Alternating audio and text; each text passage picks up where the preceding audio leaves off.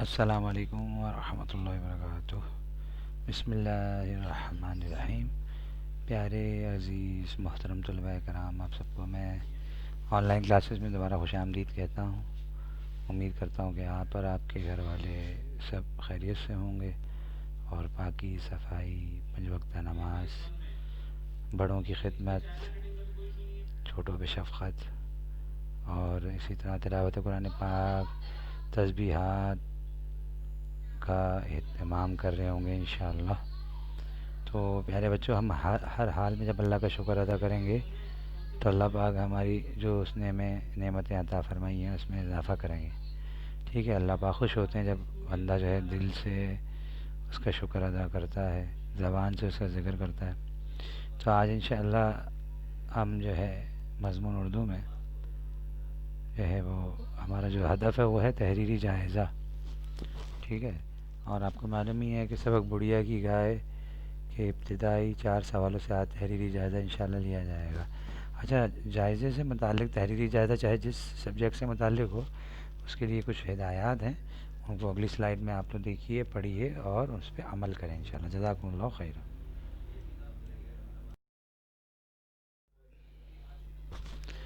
پیارے بچوں، اس سلائیڈ میں آپ تمام بچوں کے لیے چند ضروری ہدایات ہیں اور ان کا تعلق تحریری جائزے سے ہے۔ ٹھیک ہے، ضروری ہدایت برائے تحریری جائزہ ریٹن ٹیسٹ کے حوالے سے۔ نمبر 1 یہ کہ بھئی اللہ تعالیٰ کی ایک صفت ہے کہ اللہ بصیر ہے۔ اللہ تعالیٰ بصیر ہے، ٹھیک ہے، یعنی وہ ہر وقت ہمیں دیکھ رہا ہے، کوئی بھی چیز اس سے غافل نہیں ہو سکتی۔ وہ ایک ایک ذرے کو دیکھ رہا ہے ہر وقت، جب سے اس نے بنایا ہے کوئی چیز بھی اس سے غافل نہیں۔ تو اللہ تعالیٰ بصیر ہے یعنی وہ ہر وقت ہمیں دیکھ رہا ہے۔ 100% ایمانداری سے جائزہ دیجیے، کیونکہ آپ گھر کے اندر موجود ہیں، چاہے آپ کلاس میں ہوں تو کاپی میں پلٹ کے دیکھنا یا کتاب میں دیکھ کے لکھ لینا، کسی تحریر شدہ جگہ سے یعنی جو لکھا ہوا ہے اس سے دیکھ کے جواب لکھنے سے آپ کے نمبر تو اچھے آ جائیں گے، لیکن جو ہے اللہ کے ہاں آپ جو ہے نا ناکام ہو جائیں گے۔ ٹھیک ہے بیٹا، تو 100% ایمانداری سے جائزہ دینا ہے۔ دوسری اہم بات یہ ہے کہ تاریخ لکھنی ہے کل کی، یعنی جس تاریخ کو آپ کا جائزہ 24 دسمبر 2020 لکھنی ہے اردو میں، اور سبق کا جو نام ہے وہ لازمی لکھنا ہے۔ سبق کا نام بڑھیا کی گائے وہ اوپر لازمی طور پہ لکھیے۔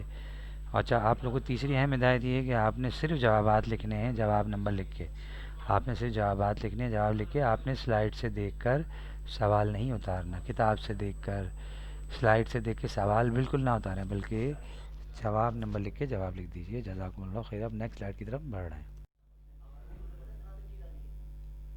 پیارے بچوں، اس سلائیڈ میں مشق کے سوال نمبر 1 اور 2 موجود ہے۔ ٹھیک ہے، مشق کا سوال نمبر 1 2 موجود ہے، اس کو میں پڑھ رہا ہوں۔ ٹھیک ہے، آپ لوگوں نے کتاب میں نہیں دیکھنا، صرف سلائیڈ کو دیکھ کے سوال کا درست جواب لکھنا ہے 100% ایمانداری سے انشاءاللہ۔ سوال نمبر 1 ہے، سلطان ملک شاہ کیسا بادشاہ تھا؟ سلطان ملک شاہ کیسا بادشاہ تھا؟ سلطان ملک شاہ کیسا بادشاہ تھا؟ سوال نمبر 2 سنیے غور سے، وہ کیا ہے؟ وہ یہ، سپاہیوں نے سلطان کا خیمہ، سپاہیوں نے سلطان کا خیمہ کہاں لگایا؟ کہاں لگایا؟ سپاہیوں نے سلطان کا خیمہ کہاں لگایا؟ اب ہم نیکسٹ سلائیڈ کی طرف بڑھ رہے ہیں جس میں سوال نمبر 3 اور 4 موجود ہیں۔ جزاکم اللہ خیر۔ محترم طلباء کرام، دیکھیے سلائیڈ میں سوال نمبر 3 سبق بڑھیا کی گائے مشق کا سوال نمبر 3 اور 4 موجود ہے۔ ٹھیک ہے بیٹا، سوال نمبر 3 میں 3 مرتبہ پڑھوں گا۔ جنگل میں گائے چرتے دیکھ کر، جنگل میں گائے چرتے دیکھ کر سپاہیوں نے کیا کیا؟ سپاہیوں نے کیا کیا؟ جنگل میں گائے چرتے دیکھ کر سپاہیوں نے کیا کیا؟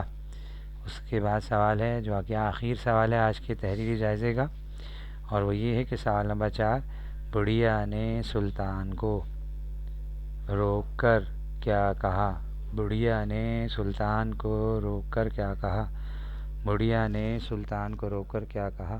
اس کے بعد جو سلائیڈ ہے اس کا تعلق جو ہے وہ سردیوں کی چھٹیوں سے ہے۔ اگر سردیوں کی چھٹیاں ہو جاتی ہیں تو آپ نے اس پہ جو ہے نا وہ دیے گئے تفویض غار کو مکمل کرنا ہے عمدگی سے نہایت سمجھ کر. جزاکم اللہ خیر. پیارے بچوں، میں امید کرتا ہوں کہ آپ لوگوں نے جو تحریری جائزہ ہے 100% ایمانداری سے اس کو حل کیا ہے. اگر آپ کو کوئی کسی سوال کا جواب نہیں آ رہا ہوتا تو اس کو چھوڑ دیا کریں، نقل کرنے میں کوئی فائدہ نہیں ہے.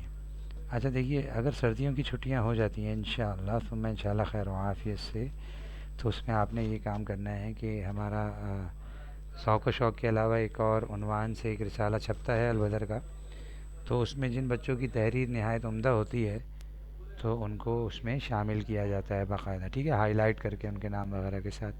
تو آپ لوگوں نے مکالمہ نگاری کو لکھنا ہے. عنوان کیا ہے؟ پاکستان. مکالمہ نگاری یعنی دو سے زیادہ افراد جب کسی موضوع پہ آپس میں بات چیت کرتے ہیں، تبادلہ خیال کرتے ہیں، تو اس کو مکالمہ نگاری کہا جاتا ہے. لیکن ہم نے اس کو تحریری شکل دینی ہے، اور عنوان کیا ہے جس پہ بات ہو رہی ہے؟ مکالمہ جو نگار ہیں وہ ہے پاکستان. وہ کیا ہے؟ پاکستان سے متعلق آپس میں بات چیت ہو رہی ہے. مثال ہے 2 بچے ہیں یا 3 یا 4 ہیں، تو آپس میں کیا بات چیت چل رہی ہے ان کے ناموں کو بدل کے آپ نے لکھنا ہے. اگلی سلائیڈ میں مکالمے سے متعلق سلائیڈ کو بخوبی پڑھیے. جزاکم اللہ خیرہ. پیارے بچوں دیکھیے، اگر سردیوں کی چھٹیاں انشاءاللہ ہو جاتی ہیں انشاءاللہ ثم انشاءاللہ 16 روز کی، تو اس میں آپ کو نہایت ہی مختصر ہوم ورک دیا جا رہا ہے، اور مکالمہ نگاری ہے وہ.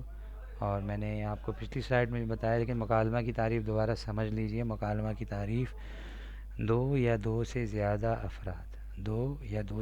افراد جب آپس میں کسی موضوع پر بات چیت کریں تو اسے مکالمہ کہتے ہیں. 2 سے زیادہ افراد جب آپس میں کسی موضوع پر بات چیت کریں تو اسے مکالمہ کہتے ہیں. 2 سے زیادہ افراد جب آپس میں کسی موضوع پر بات چیت کریں تو اسے مکالمہ کہتے ہیں. جزاکم اللہ خیرہ. میں امید کرتا ہوں کہ آپ چھٹیوں میں بھی انشاءاللہ 5 وقتہ نماز، پاکی، صفائی، بڑوں کی خدمت، اکرام مسلم، دعاؤں، پڑوسیوں کا خیال رکھنا اور دعاؤں کا اہتمام کرنا، مجھے بھی اپنی دعا میں یاد رکھنا، ان سب کاموں کو کریں گے. السلام علیکم ورحمۃ اللہ وبرکاتہ.